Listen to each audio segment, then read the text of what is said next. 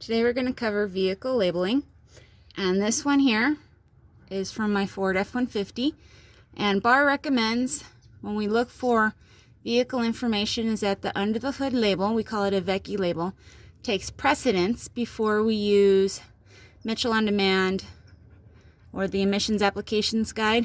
And then you can Google it, but it's not highly suggested. So this vehicle, or this label here, this VECI label, gives you a lot of information.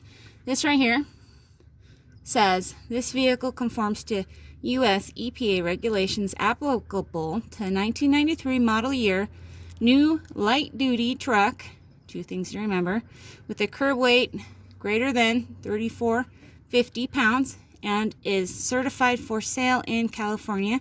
Another very useful bit of information. And is OBD1 certified.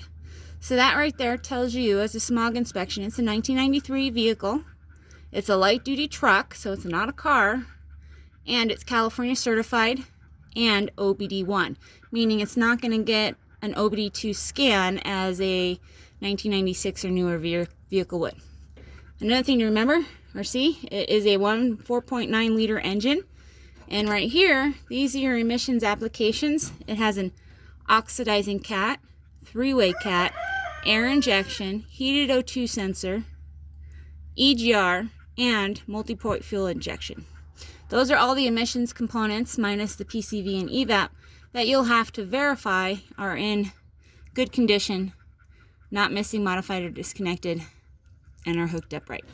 Right here, this tells you the vehicle has an adjustable timing. It tells you how to do it, tells you what it's supposed to be, and you also have to verify that. More information on here is your cheat sheet. Boop. There it is. That's your vacuum routing. So every emissions component that has vacuum is going to be on that label, and you need to verify it. And we'll cover those.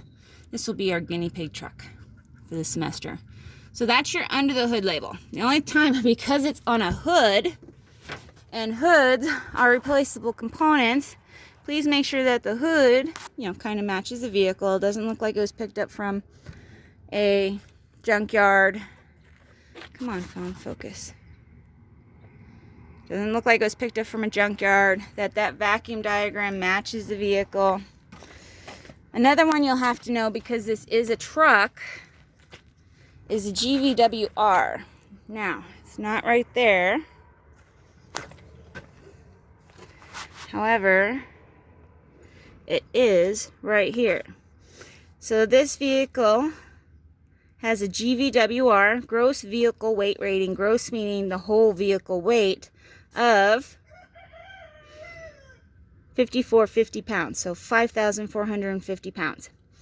When it's a truck that you're smogging, the machine, the EIS, is going to ask you for the vehicle gross weighting, because anything over 14,000 pounds is not going to go on the dyno. Very important to remember. And that right there, the GVW, will also indicate if it's a light duty, medium duty, or heavy duty vehicle. Okay, we already know this one's supposed to be light duty because that's what the end of the hood label said. Now the label did say that it was a Ford, but it didn't tell you what type. So this model is a Ford F-150 XL. Okay, now with Ford, F-150s, there's about a bajillion of them. Okay, so that's very important to put that it's an F-150 XL. You might have to search through it. A lot of times when you scan it, this one doesn't have a scan VIN, that it'll automatically put it in. Now another thing you have to do when you're smogging a vehicle is you always smog metal. You don't smog pieces of paper, because customers have a tendency of bringing in the wrong emissions renewal label. So you can scan, in fact, BAR requires you to scan it if at all possible into the machine. Okay, now I'll have to do questions.